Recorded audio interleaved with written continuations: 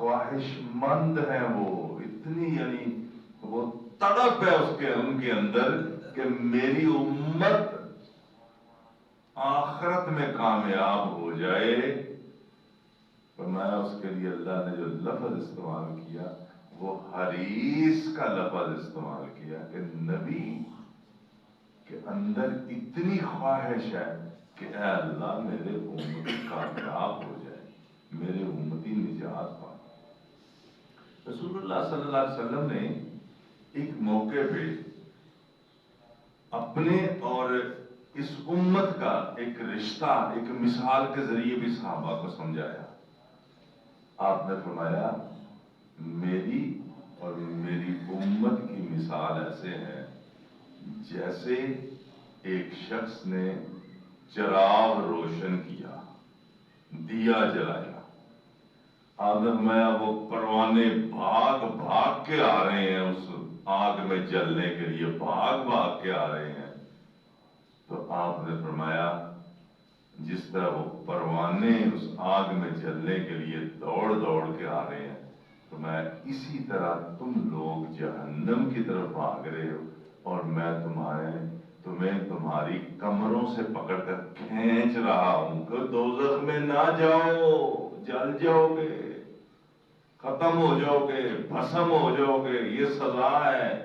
تو میں جس طرح وہ آگ جلانے والے نے جلائی اور پروانے ادھر جا رہے ہیں، تو میں بالکل اسی طرح تمہاری مثال ہے کہ دنیا کے پیچھے اور آخرت کو اور اپنی عاقبت کو برباد کرنے کے لیے لوگ دوڑ رہے ہیں اور میں ان کو ان کی کمر سے پکڑ پکڑ کے کھینچ رہا ہوں۔ میرے بھائیو، سیرت النبی کا ہمارا موضوع چل رہا ہے۔ مکہ کے اندر جب پہلی وحی اتری 3 سال کا عرصہ ایسا تھا جس میں خفیہ تبلیغ ہوئی، خفیہ تبلیغ، چھپ چھپ کے تبلیغ ہوئی، اس کا اعلان نہیں کیا گیا۔ 3 سال کے بعد نا، پہلی وحی اترنے کے 3 سال بعد پھر آپ کو حکم ہوا تھا، پھر آپ کو صفا پہاڑی پہ گئے تھے، پھر آپ نے علل اعلان مکے والوں کو اپنی دعوت دی تھی۔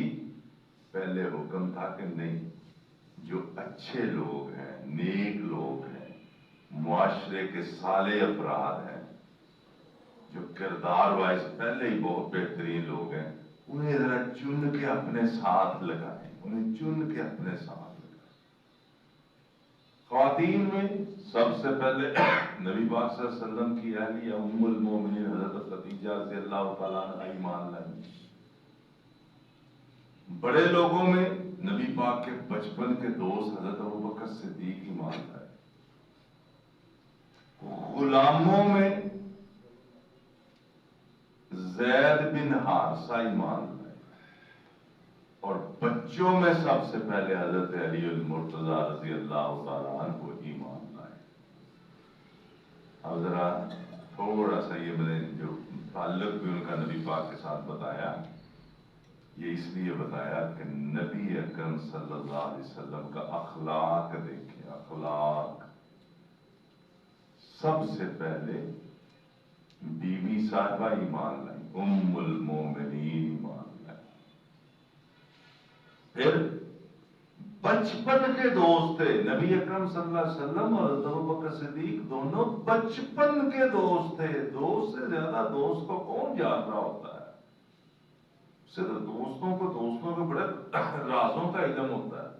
وہ زید بن حارثہ دیکھیں، ملازم، غلام، اور وہ بکتے ہوئے آئے تھے، بکتے ہوئے آئے تھے۔ کسی نے حضرت خدیجہ رضی اللہ تعالیٰ عنہ کو وہ گفٹ کیے، پھر حضرت خدیجہ نے نبی پاک صلی اللہ علیہ وسلم کو کہا کہ یہ میری طرف سے آپ کو تحفہ، زید بن حارثہ آپ کے پاس رہیں گے۔ زید بن حارثہ نبی پاک صلی اللہ علیہ وسلم کے ساتھ رہے۔ ہوا یہ تھا، میں تھوڑا سا آپ کو زید بن حارثہ کی لائف بتاؤں اور اس میں پھر نبی پاک صلی اللہ علیہ وسلم کا اخلاق بھی بتاؤں۔ زید بن حارثہ اپنے والد کے ساتھ کسی میلے پہ گئے بچپن میں، تو گم ہو گئے۔ وہ کیسی جیسے غلام بنے، بکتے بکتے بکتے مکہ میں پہنچ گئے، حضرت خدیجہ تک پہنچ گئے، پھر رسول اللہ صلی اللہ علیہ وسلم کی خدمت میں پہنچ گئے. وقت گزر گیا، یہ بھی تھوڑی عمر میں بڑے ہو گئے. باپ اور چچا کو پتا چلا کہ ہمارا بچہ مکہ میں ہے، ہمیں بچے کے لیے مکہ میں جانا چاہیے. وہ مکہ میں آ گئے، نبی کریم صلی اللہ علیہ وسلم سے ملاقات ہوئی. کہا ہمیں پتا چلا کہ ہمارا بیٹا زید بن حارثہ آپ کے پاس ہے. میں ہاں ہے. انہوں نے کہا پھر آپ ایسے کریں کہ اسے ہمارے ساتھ روانہ کر دیں. آپ نے فرمایا میں ایسے تو نہیں کر سکتا، اس کی مرضی کے بغیر تو میں کیسے فیصلہ کر دوں، میں اسے بلا لیتا ہوں اور پہلے میں دیکھتا ہوں کہ وہ آپ لوگوں کو پہچانتا بھی ہے کہ نہیں پہچانتا، پھر جو وہ فیصلہ کرے گا آپ کو بھی تسلیم کرنا چاہیے، میں بھی تسلیم کروں گا. انہوں نے کہا جی ٹھیک ہے. چنانچہ زید بن حارثہ آئے. نبی کریم صلی اللہ علیہ وسلم نے پوچھا ان دونوں افراد کو جانتے ہو؟ انہوں نے کہا ہاں یہ میرے والد، یہ میرے چچا، جانتا ہوں. اچھا. کہا پھر ان کی بات سنو. انہوں نے کہا دیکھ بیٹا، ہم تو جیسے ماں باپ ہوتے ہیں کہ پتر ہمیں تو سکون سے کبھی سوئے نہیں تیرے بغیر، ہمیں تو لقمہ نہیں ہمارے حلق سے نکلتا.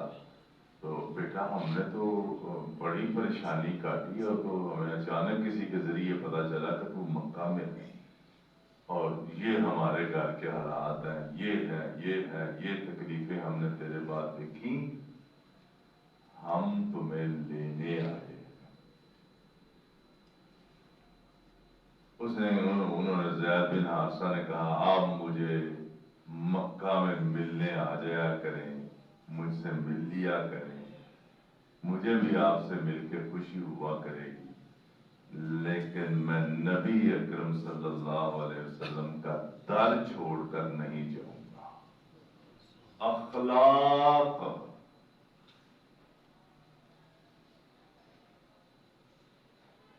جو ہماری زندگیوں سے نکل گیا ہے، تکلیف دہ بات ہے، تکلیف دہ بات. وہ میں ایک بڑے اچھے ایک اسکالر ہے، میں ان کی گفتگو سن رہا تھا. انہوں نے کہا کہ یورپ میں نا کوئی کانفرنس ہوئی، اس میں مسلمانوں کو بھی بلایا گیا تھا، مسلمانوں کے اسکالرس کو بھی، غیر مسلم بھی. کہتے ایک غیر مسلم اسکالر آیا، اس نے آ کے کہا اسلام یہ ہے، اسلام یہ ہے، عیب ڈھونڈتا رہا، اسلام یہ ہے، اسلام یہ ہے، اسلام یہ ہے. اس نے بڑے عیب بیان کیے. یہ جو غالباً پاکستانی اسکالر تھے مسلمان، جب ان کی باری آئی تو انہوں نے کہا جناب یہ جو باتیں آپ نے بتائی نا، اسلام یہ ہے، اسلام یہ ہے، جناب اسلام دے عیب نہیں تساں لبے، تساں مسلمانہ دے عیب بیان کیتے ہیں. اسلام قرآن اور سنت، وہ عیب یا ویل نہیں، عیب تے ویل مسلمانہ چ نہیں، تے تسے مسلمانہ دے عیباں نو اسلام تے تھوپ دیتا ہے. پھر جب اس سکالر کی باری آئی، ذرا سنیے گا، پھر جب اس غیر مسلم سکالر کی باری سٹیج پہ دوبارہ آئی تو اس نے کہا مسلمانوں قرآن حدیث کی گل نو پرا رہن دیو، اسی تے اسلام نو تواڈے ول ویکھ کے سمجھنے، اسی تے تواڈے کردار اور عمل نو ویکھ کے آنے کہ اسلام اسلام ہے. ہم تو آپ کو دیکھ کے وہ اسلام کو سمجھتے ہیں. وہ قرآن و سنت اپنی جگہ ٹھیک ہے، پر ہم تو آپ کو دیکھتے ہیں. تو میرے بھائیو بزرگو، اخلاق اخلاق لیکن کون لوگ سب سے پہلے جو ایمان لائے، کون لوگ؟ بچپن کے دوست، آپ کی اہلیہ حضرت ام المؤمنین حضرت خدیجہ، غلاموں میں زید بن حارثہ جو ہر وقت آپ کے ساتھ ملازم، اور بچوں میں حضرت علی جو چچا کے بیٹے ہیں. لو جی وہ 3 سال جو تھے نا، 3 سال میں کیسے کیسے خوبصورت لوگ اسلام میں آئے، دیکھیں کیسے کیسے لوگ آئے۔ وہ ایک روایت ہے نبی پاک صلی اللہ علیہ وسلم نے فرمایا، یہ بات ذرا یاد رکھیے گا، نبی پاک نے فرمایا الناس کالمعادن، لوگ کان کی طرح ہوتے ہیں۔ کان، وہ کہتے ہیں نا سونے دی کان تے ہو، کوئلے دی کان تے ہو، نمک دی کان، وہ کان خزانہ۔ ہاں تو میں لوگ یوں سمجھے، اس کا مطلب ہے ہر بندہ ایک کان کی طرح ہوتا ہے، اس میں اللہ نے چھپے ہوئے خزانے رکھے ہوئے، اس کی شخصیت۔ اب جب یہ خفیہ تبلیغ شروع ہوئی، حضرت ابوبکر صدیق بزنس مین تھے، کاروباری تجارت پیشہ آدمی تھے، ان کے ذریعے بہت سے لوگوں کا تعلق نبی کریم صلی اللہ علیہ وسلم سے جڑا۔ حضرت ابوبکر صدیق رضی اللہ تعالیٰ عنہ کی تبلیغ سے ان کے ایک کاروباری دوست حضرت عثمان غنی رضی اللہ تعالیٰ عنہ بھی شروع کے چند لوگوں میں ایمان لانے والوں میں سے حضرت عثمان غنی بھی تھے۔ دیکھیں کیسے کیسے لوگ تھے، اسلام میں آ کے ان کی کیسی کیسی خدمات تھیں۔ اس سے ہمیں یہ بھی پتہ چلتا ہے کہ ہر بندہ بڑا قیمتی ہے۔ ایسے ایسے لوگ ہیں کہ اگر ہم انہیں دین کی طرف لے آئیں، تھوڑا ان کا رخ موڑیں، تھوڑی ان کی توجہ اس دین کی طرف کریں، کتنے ہیرے لوگ ہیں، کیسے کیسے چھپے ہوئے ہیرے معاشرے کے اندر موجود ہیں جو ہماری نظروں سے اوجھل ہے، ان کے اندر اتنی صلاحیتیں ہیں۔ لو جی حضرت عثمان غنی رضی اللہ تعالیٰ عنہ جب اسلام کی طرف آئے، اب دیکھیں وہ اللہ کے نبی کا فرمان ذہن میں رکھیں کہ لوگ تو ہر بندہ خزانے کی طرح ہوتا ہے، ہر بندے میں اللہ نے خزانے رکھے ہوئے۔ لو جی حضرت عثمان غنی رضی اللہ تعالیٰ عنہ کا زمانہ آیا جب وہ خلیفہ بنے، تو مکہ میں قحط پڑ گیا، اب مدینہ میں قحط پڑ گیا، بارشیں نہ ہوئی، قحط پڑ گیا۔ حضرت عثمان غنی رضی اللہ تعالیٰ عنہ کا ایک قافلہ جو غلہ لینے کے لیے انہوں نے مصر میں سے منگوایا ہوا تھا، وہ راستے میں تھا، یہاں قحط پڑ گیا۔ اب وہ بزنس مین تھے، تاجر تھے، وہ غلہ منگوا رہے تھے تجارت کے لیے کہ میں یہاں بیچوں گا، درمیان میں قحط کے حالات بھی پیدا ہو گئے، رزق کی قلت ہو گئی۔ اب دیکھیں اسلام کا تصور کیا ہے، یہ جو ہم کہتے ہیں نا اسلامی فلاحی ریاست، اے جے اسلامی فلاحی ریاست،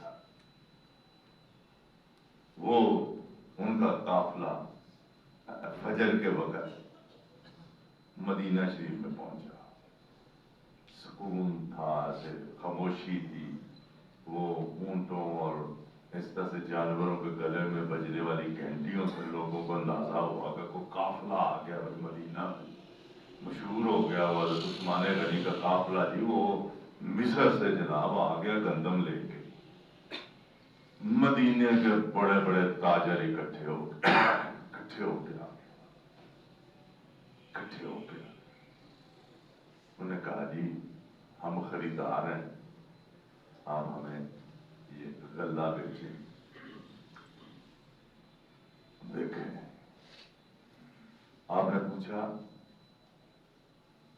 کیا دو گے مجھے اس غلے کے بدلے میں؟ انہوں نے کہا ایسے سمجھ لیں، انہوں نے کہا 1 روپے کے پیچھے 2 روپیہ پرافٹ دیں گے۔ انہوں نے فرمایا نہیں، ایک اور بزنس مین ہے جس کے ساتھ میں کاروبار کرنے لگا ہوں، وہ مجھے اس سے زیادہ دیتا ہے۔ انہوں نے کہا 1 روپے کے اوپر 4 روپے کی پرافٹ دیں گے۔ انہوں نے فرمایا نہیں، ایک بزنس مین اور ہے، وہ اس سے زیادہ مجھے نفع دے رہا ہے، تاجروں نے ادھر ادھر گھومتا کرتے نے گھما کے ایک دوسرے کو دیکھا تو کہا کہ جناب مدینے دے بزنس مین دے اسی ہوئی ہاں تے ہور کیڑا جے جیڑا تانوں اس تو بھی بہت پرافٹ دے گا۔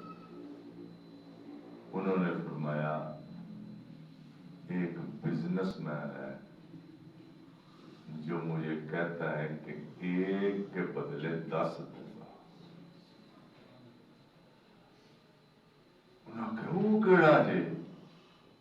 نہ کہ میں تمہیں دسنا ہوں کیڑا ہے۔ انہوں نے فرمایا مدینے میں قحط پڑ گیا ہے، یہ سارا غلہ مدینے کے لوگوں میں تقسیم کر دیا جائے۔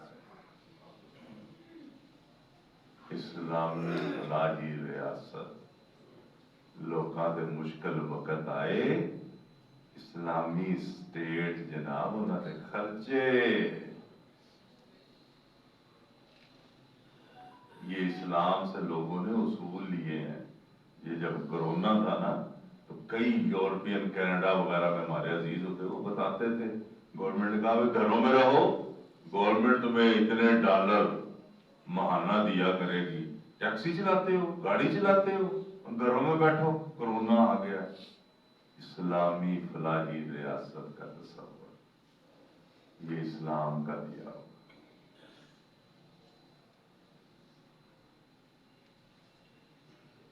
شعر ہے، پتہ نہیں اس کا دوسرا مصرع کیا، وہ شعر یہ ہے کہ ہم ہوئے کافر تو وہ کافر مسلمان ہو گیا۔ جڑا کام اسی کرنا سی وہ نہ شروع کر۔ فلسطین اتے اسلامی ملکاں چینے مظاہرے نہیں ہوئے جنہیں انہوں دی عواماں نے کیتے ہیں، انہوں لوگوں نے تواڈے مہربان دے اسلام آباد بھی ڈنڈے مارتے رہے کہ جلوس نہ کٹو کیونکہ امریکہ بہادر ناراض ہو جائے گا۔ ساری دے حالت ہے کہ مذہبی جماعت لگتا ہے جو مذہبی جماعتوں نے ٹھیکہ لے یا ساری دنیا کے مسلمانوں کا وڈیاں وڈیاں سیاسی جماعتاں نہ نہیں لیندیاں فلسطین دیاں وڈیاں وڈیاں سیاسی جماعتاں صرف کہ امریکہ بہادر ناراض ہو جائے گا تو پھر کرسی نہیں لبتی۔ مذہبی لوگوں نے دیندار لوگوں نے ٹھیکہ چک لیا ساری دنیا کا۔ بھئی کلمہ جڑا نا کلمہ یہ ساڈا سب دا رشتہ ہے۔ قرآن کی آندا ہے، قرآن آندا ہے انما المؤمنون اخوہ، سورۃ حجرات 26-12 اللہ فرماتے ہیں مومن آپس وچ بھرا نے، بھرا۔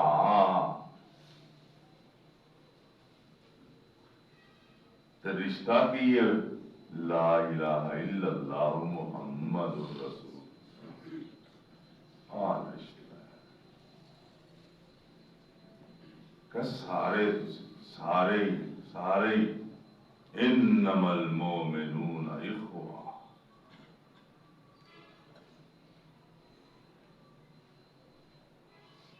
انج افسوس نہیں ہوتا کہ انج لگتا جی ساری امت مسلمہ اس آیت نو بھول گئی ہے۔ انج لگتا ہے کہ جی ہو رہے آیت کدھروں اج آ گئی ہے تے وہ عرباں دے اندر تے اجمیہ دے اندر تے ساڈے حکمراناں کول تے آیت ہی کوئی نہیں ہے۔ انما المؤمنون اخوہ۔ مولانا ظفر علی خان نے آخیا سی نا اخوت اس کو انما المؤمنون اخوہ، ہاں بھائی بھائی، انہوں نے کہا اخوت اس کو کہتے ہیں، اخوت بھائی چارہ، اخوت اس کو کہتے ہیں چبے کانٹا جو کابل میں تو ہندوستان کا ہر پیرو جوان بے تاب ہو جائے۔ قرآن دی اسائل کی انہوں نے کمنٹری کی تھی، جو تشریح کی تھی۔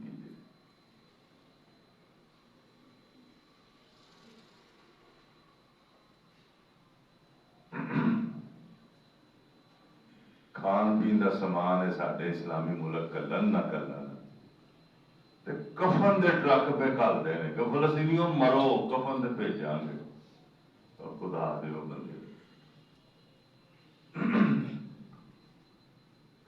میرے بھائیوں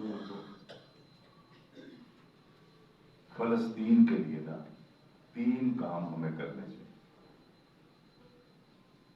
سب سے پہلا کام دعا، جو میرے اور آپ کے بس میں ہے۔ سب سے پہلا کام دعا، دل سے دعا مانگے ان کے لیے، اجتماعی طور پر بھی، انفرادی طور پر دعائیں کریں، تاکہ قیامت کے دن جب ہم کٹہرے میں کھڑے ہوں تو ہم عام عوام کہہ سکیں جو ہمارے بس میں تھا، اس میں سے پہلا کام ہم نے یہ کیا، پہلا کام ہم نے یہ کیا۔ دوسرا، جن لوگوں پہ آپ کو اعتماد ہے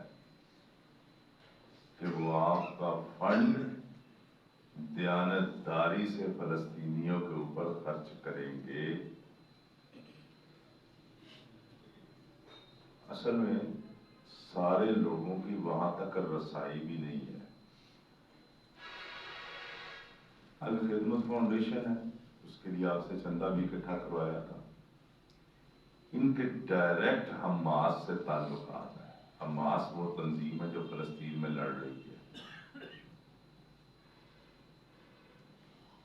اس فنڈ میں جتنا ہم لوگ حصہ ڈال سکتے ہیں ضرور ڈالنا چاہیے، جو میرے اور آپ کی ذمہ داری ہے۔ پہلے نمبر پہ دعا، اس پہ کوئی خرچ نہیں آتا۔ دوسرا، ان کے لیے فنڈ۔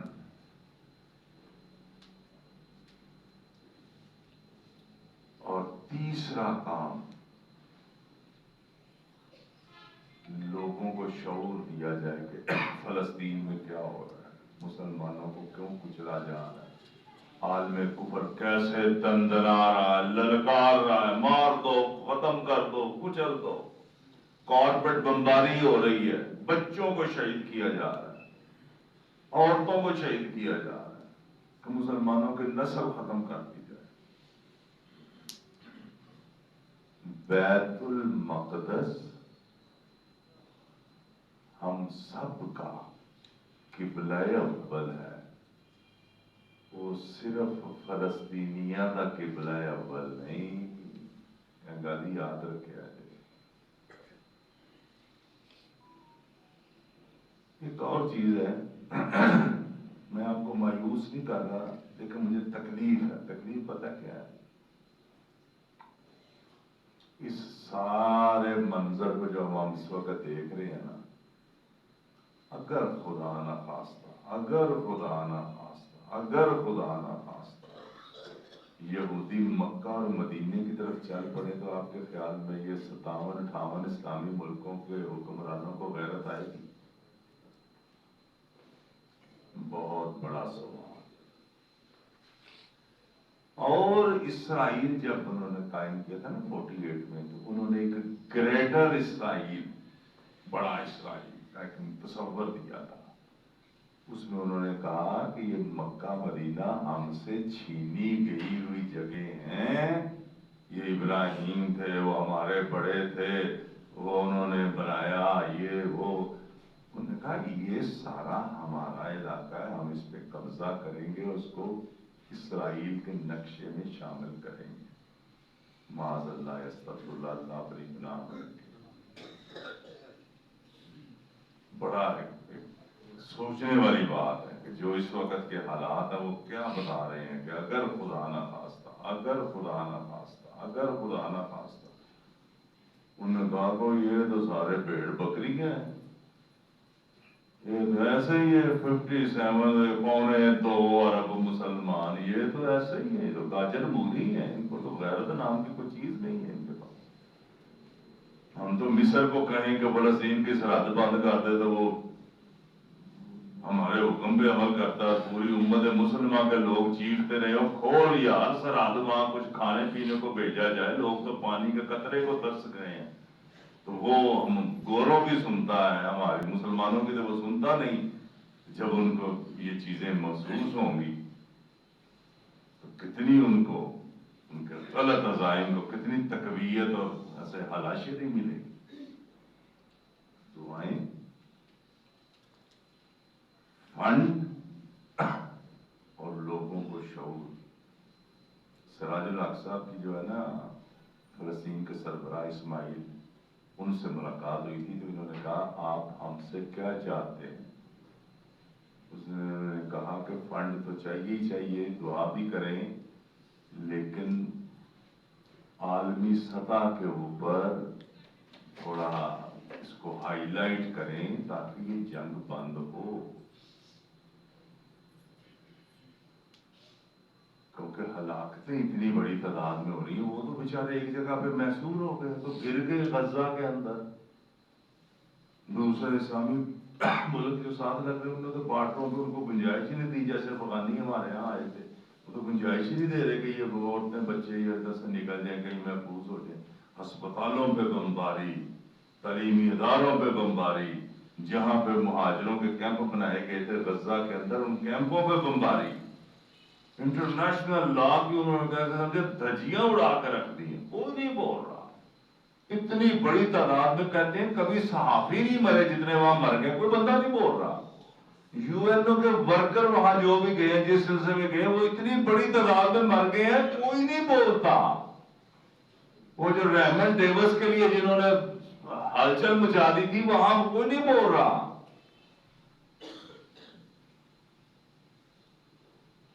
उन्होंने कहा कि ऐसी फजा बनाई जाए।